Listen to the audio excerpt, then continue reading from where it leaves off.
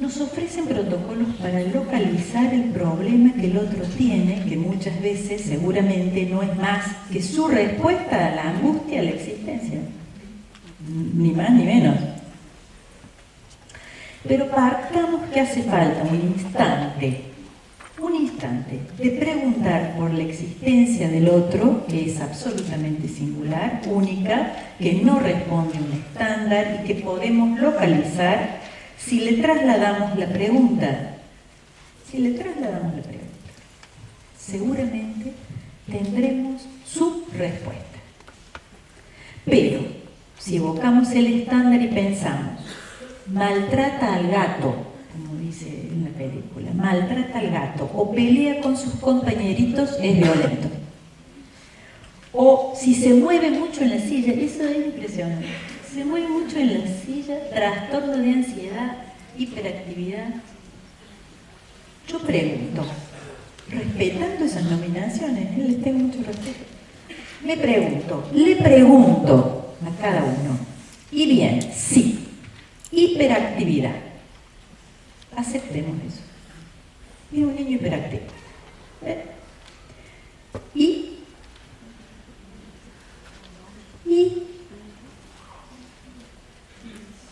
cuál es la causa? No responde esa nominación por la causa. No responde por el tratamiento posible a ese asunto. No. Ahí, en ese caso singular, no. Ni en ninguno. Pero ¿quién responde y qué responde? El mercado, la medicación, la internación, la lista de prohibiciones. Si no pregunto, si no busco su propia respuesta y a cambio le doy la mía o la del experto que me somete, sabemos lo que ocurre. Eso que causa la hiperactividad, seguimos con ese ejemplo, no cesará hasta que el supuesto sufriente no encuentre qué hiperactiva su cuerpo y cómo abrochar ese exceso que activa su cuerpo a una causa propia, que solo él en su cuerpo podrá orientarnos a ubicar. Intentaremos así una alianza nueva, diferente de lo hiper, de ese sufriente con su cuerpo. Al practicante, al profesional, el psicoanálisis le aporta la posibilidad de aceptar el no sé y que se torne fecundo. Que esa ignorancia se monte en el empuje que sea quiero saber y hacer orientado.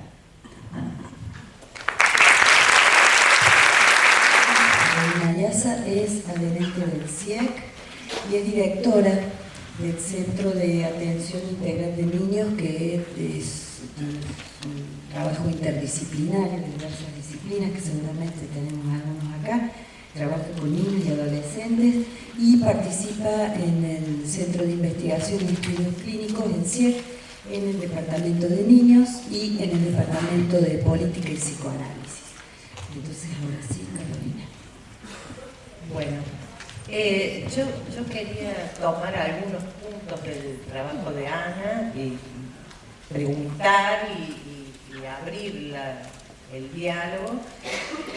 Lo primero, el punto de la demanda de quién sufre, porque quienes atendemos niños y trabajamos con niños sabemos que no es el niño generalmente quien demanda, sino que hay que crear la demanda, abrir la palabra para que el sufrimiento aparezca, pero en general son las instituciones que, me encantó lo que dice Eric Laurent, dice el niño trastorna, ¿no? Trastorna a la familia, a la escuela, y aparece la cosa de decir, bueno, hagan algo con él, con lo que las instituciones no pueden en general, digo instituciones en general, la justicia, la familia, la escuela. Ese me parecía el primer punto, ¿no? Cómo abrir un espacio para que eso que la voz del sufriente aparezca, ¿no? Como una pregunta, porque aparte, como el niño trastorna, aparece lo disfuncional, que no es idéntico al sufrimiento, ¿no? Como en ese punto la diferencia.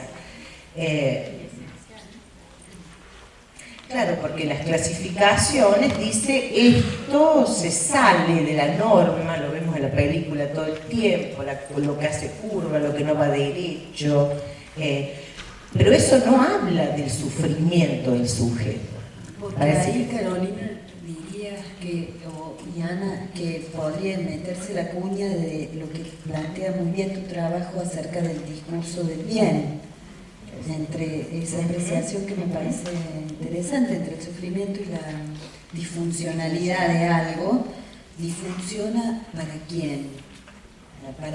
¿Para qué cuestión? Si más con una referencia moral, religiosa, institucional, educativa, en fin, ¿no? Y entonces cómo se mete el discurso del bien que también tratas ahí, ¿no? Sí, por eso me parecía muy interesante eso que dice Eric Lora, que el niño trastorna, porque me parecía que es eso, como lo que no encaja y es tema de preocupación de los estados, de la política, de la biopolítica, de las instituciones en general. Eso es como primer punto, cómo abrir ese espacio.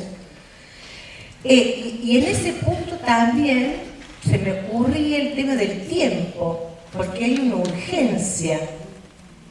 Hay urgencia de la justicia y urgencia del periodo de informe.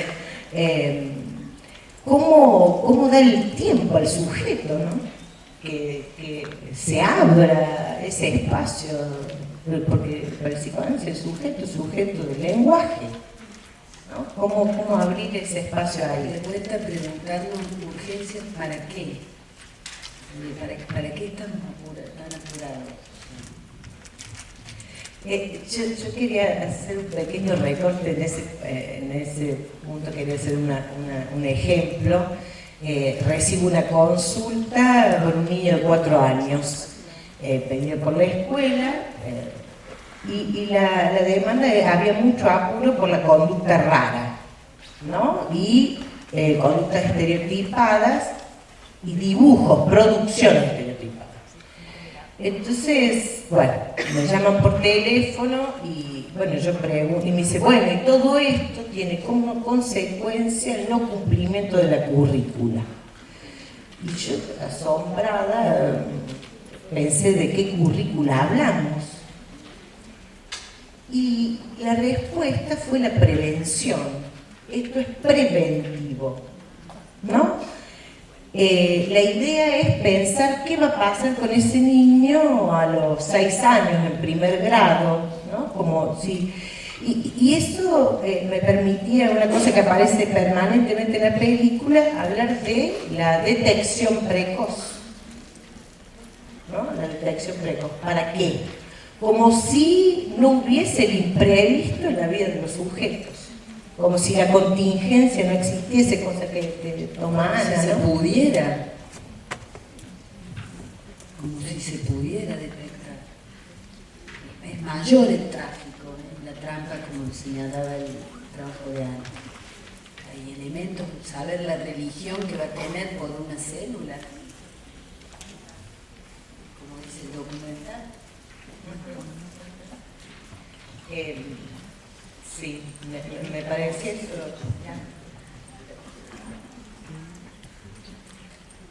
Y la pregunta es ¿para quién? ¿No?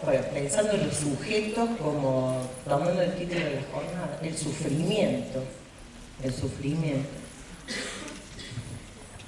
El asunto de la prevención es un asunto que a mi juicio es muy importante, es vasto. En el campo médico, si uno piensa, por ejemplo, vamos a ver el ejemplo de las vacunas antigripales, pero pensemos cuando surge la vacunación como modo de prevenir ciertas enfermedades, bueno, uno piensa, ha ido avanzando la ciencia en ese punto de impedir que los sujetos mueran de enfermedades que hoy están controladas, que no se producen por ese. Entonces, extrapolar ciertas cuestiones que tienen que ver en un campo puntual, ¿verdad? Porque no digo solo el campo, no digo en campo biológico, no, porque el hombre es uno, ¿sí?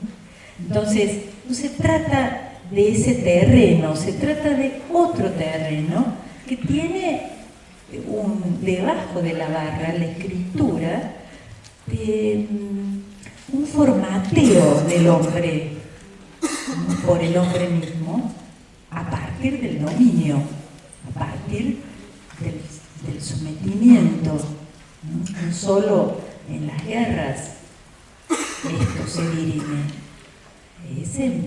ya es en la vida, es en cómo uno va a la escuela, cómo los niños aprenden, cómo es en la vida de las personas. Es algo que es impactante si uno toma hasta pequeños detalles, ¿no? Por eso me parece que es un tema muy importante que quizás tengamos que tomarlo para indagar, para trabajar más detenidamente.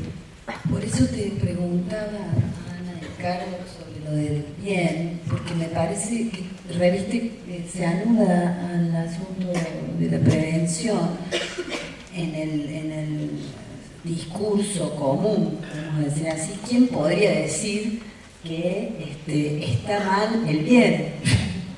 No, ¿no es cierto? Entonces uno se mete en un campo discursivo muy difícil de esclarecer. Entonces eso quería preguntarte respecto de tu trabajo, que vos tomas lo de los capitales, por ejemplo. ¿Cómo pensás que se podría hacer, piensan que se podría hacer un avance, una apuesta, una lucha, no sé cómo decir, acerca de eso, que detenga, que limite, que aporte también, que aporte algo, limitando eso que sabemos que está sentado en el discurso del bien, en nombre de esas cosas que acabas de decir, el dominio, lo que dice tu texto?